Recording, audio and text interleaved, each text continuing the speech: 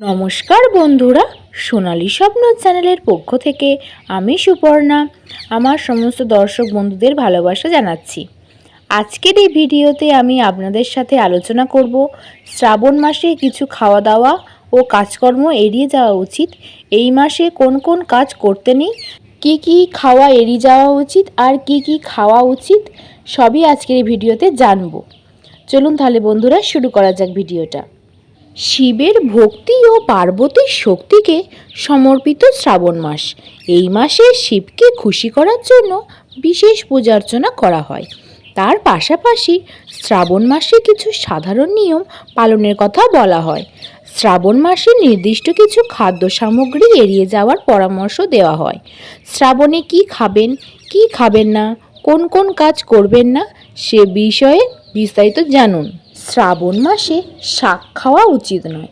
প্রচলিত বিশ্বাস অনুযায়ী শিব প্রকৃতিতে অত্যন্ত ভালোবাসেন। এমন পরিস্থিতিতে শাক তুলে খাওয়া শুভ মনে করা হয় না। এর ফলে শিব অখুশি হন। অন্যদিকে বৈজ্ঞানিক ব্যাখ্যা অনুযায়ী শ্রাবণ মাসে শাক খেলে পিত্ত বৃদ্ধিকারী তত্ত্বের পরিমাণ বৃদ্ধি পায়। এর ফলে হজমে সমস্যা দেখা দেয়। অন্যদিকে শ্রাবণ মাসে অধিক বৃষ্টিপাত হয়, যার ফলে শাক পাতায় কীটের সংখ্যা বেড়ে যায়। এমন সময় শাক খেলে স্বাস্থ্যের ক্ষতি হতে পারে, তাই শ্রাবণ মাসে শাক খাওয়া এড়িয়ে যাওয়া উচিত। শ্রাবণ মাসে দই খাবেন না। শ্রাবণ মাসে আর্দ্রতা ও শীতলতা বৃদ্ধি পায়। দইয়ের প্রকৃতি ঠান্ডা, তাই এই মাসে দই খেলে সর্দি কাশির ভয় থাকে, তাই বিশেষ প্রয়োজন ছাড়া দই খাবেন না। শ্রাবণ মাসে দুধ পান করতে নেই কেন? শ্রাবণ মাসে দুধকেও স্বাস্থ্যের পক্ষে ক্ষতিকর মনে করা হয়। গরু, মোষ সবুজ ঘাস খাওয়ার সময় অধিক পরিমাণে কীটপতঙ্গ ভক্ষণ করে, তাই দুধে ব্যাকটেরিয়ার সম্ভাবনা বিশেষভাবে বেড়ে যায়।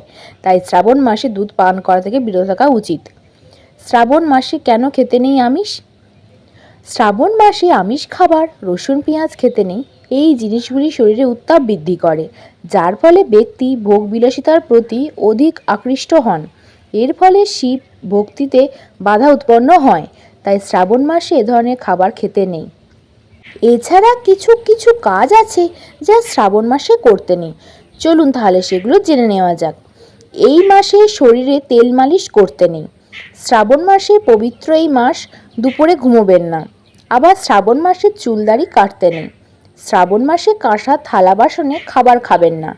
শিবকে ভুলেও তুলসী নিবেদন করবেন না। হিন্দু পুরাণ অনুযায়ী সোমবার বেলপাতা তুলতে নেই। মনে করা হয় এই তিথিতে বেলপাতা তুললে শিব রুষ্ট হন, তাই সোমবারের পুজোর জন্য রবিবার বেলপাতা তুলে নেবেন। সোমবার ছাড়াও প্রতি মাসে চতুর্থী, অষ্টমী, নবমী ও চতুর্দশী অমাবস্যা তিথিতে বেলপাতা তুলতে নেই। আবার সংক্রান্তিতেও শিবের প্রিয় এই পাতা তুলবেন না।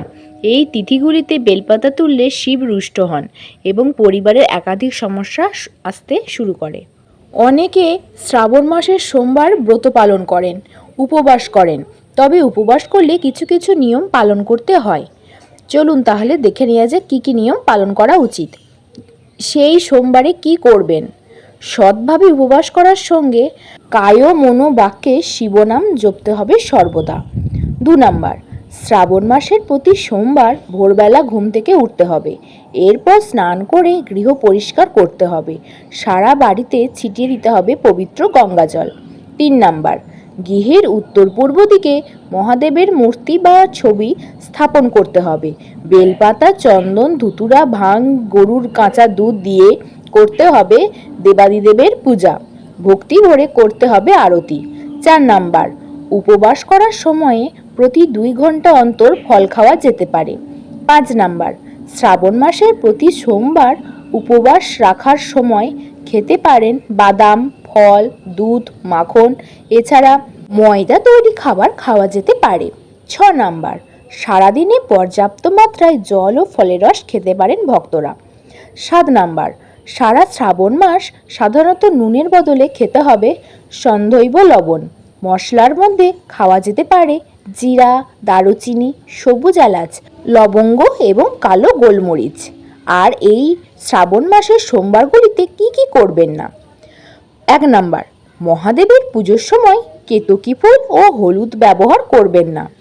2 নাম্বার, শাস্ত্রজ্ঞরা জানিয়েছেন পেঁয়াজ রসুন এবং অন্যান্য মশলা সেবন শ্রাবণ মাসে এড়িয়ে চলা উচিত।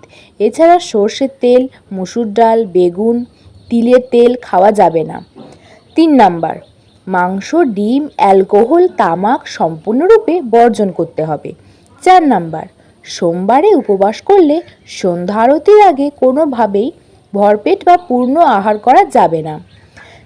5 নাম্বার, প্যাকেটজাত ফ্রুট জুস পান করবেন না, কারণ এই ধরনের ফলের রসে নুন এবং প্রিজারভেটিভ মেশানো হয়।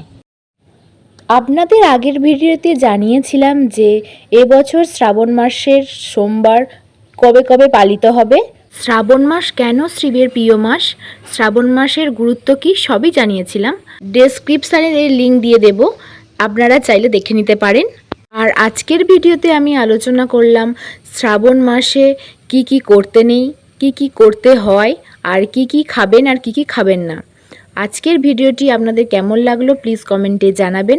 ভালো লাগলে একটি করে লাইক করে দেবেন, শেয়ার করে দেবেন। আর আমার চ্যানেলে যারা নতুন বন্ধু তারা প্লিজ চ্যানেলটি সাবস্ক্রাইব করে পাশে থাকা বেল আইকনটি প্রেস করে দেবেন, যাতে আমি ভিডিও আপলোড করার সঙ্গে সঙ্গেই আপনারা ভিডিওটি পেয়ে যাবেন। আবার দেখা হবে এরকমই নতুন কোনো ভিডিও নিয়ে। সবাই খুব ভালো থাকবেন, সুস্থ থাকবেন, সাবধানে থাকবেন। টাটা বন্ধুরা।